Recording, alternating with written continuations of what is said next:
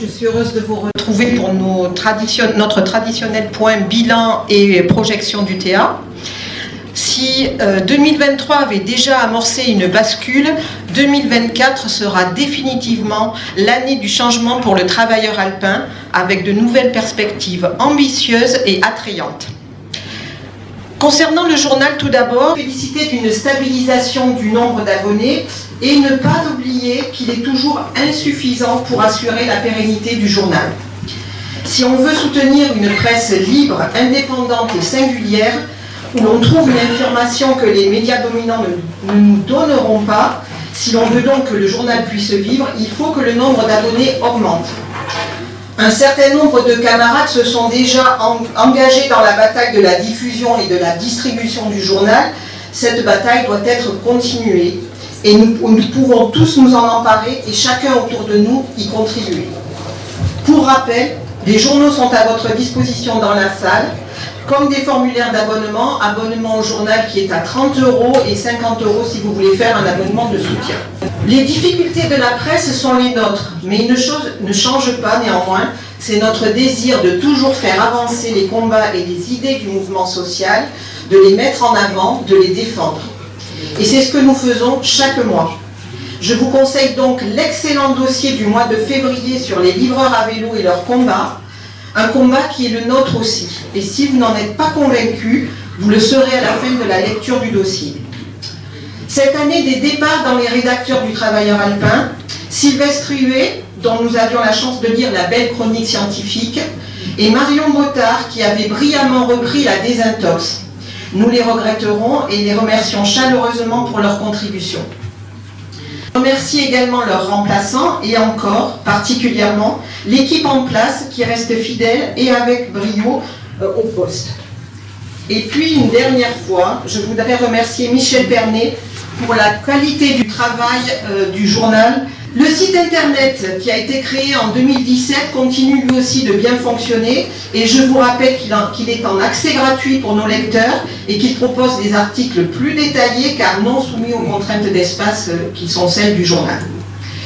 Quant à la chaîne YouTube, c'est la dernière née de la famille TA et elle a été lancée à l'automne 2021. Elle grandit.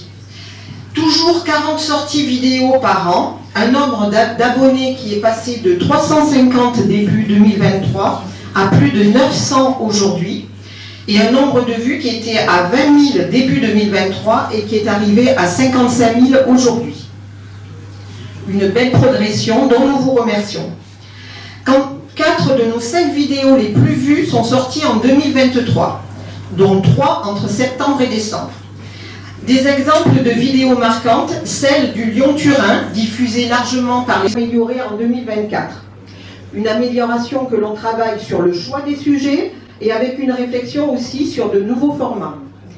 Nous essayons ainsi de répondre aux demandes précises sur des sujets et rappelons que pour que ces vidéos aient l'impact souhaité, il est nécessaire que les demandeurs de ces vidéos se les approprient et les diffusent. C'est surtout ça qui va faire la différence. Nous voudrions également développer des initiatives de souscription et de mobilisation militante autour des enjeux numériques. Des discussions sont engagées avec la Société des lecteurs et lectrices de l'humanité pour co-organiser le traditionnel banquet républicain de soutien à l'humanité en faisant le lien entre le plan numérique de l'humanité et le développement numérique du TA. Un grand moment en perspective et bien sûr, toutes les idées et propositions sont les bienvenues. Et pour finir, la fête, notre belle fête solidaire. 2 jours à part, des journées uniques par la fraternité qui s'y partage, par le mélange intergénérationnel qu'elle propose, par les débats contradictoires qui s'y expriment. 2 jours de rassemblement dans la diversité pour avancer ensemble. Et cette année, c'est l'année du changement à bien des égards. Alors d'abord, ce qui ne change pas, c'est que c'est toujours une entrée 2 à 3 fois moins chère que les autres, à programmation équivalente, et que c'est une fête accessible à tous. Et je crois que les communistes peuvent en être fiers.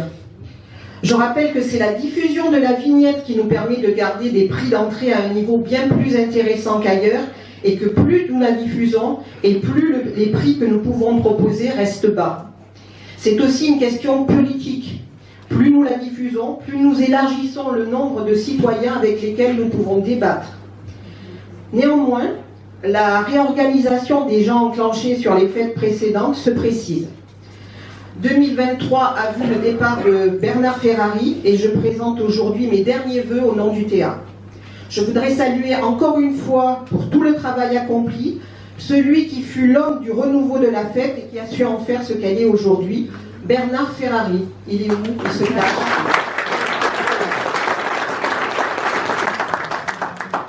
Une équipe s'en va, mais elle restera en soutien du nouveau modèle qui se crée, à retrouver un cadre plus verdoyant. Donc là, on va se retrouver dans un cadre magnifique, vraiment un beau bâtiment, espace vert génial. Et puis une demande aussi de fête plus petite, plus conviviale, plébiscitée par la majorité des personnes qui fréquentent la fête. Et là, on sera pile dans le format demandé. Cette nouvelle édition de la fête marque donc la fin d'un tournant amorcé depuis 2020. Prenez votre part dans ce renouveau qui ne va pas manquer d'être riche en possibilités et qui est déjà plus qu'enthousiasmant. Vous ne le regretterez pas et je ne doute pas que la fête sera encore magnifique. Le journal, le site, la chaîne, la fête sont des outils rares qui sont une chance et une force qui ne dépend que de nous de faire rayonner davantage. Faire connaître le TA dans toutes ses facettes, dans cette période de transition où les discours fascistes et racistes se font de plus en plus entendre, apporte un contrepoint vital aux mensonges et aux idées nauséabondes propagées actuellement. Et ce n'est pas rien. Alors, longue vie au travailleur alpin, dans sa diversité et dans toutes ses facettes.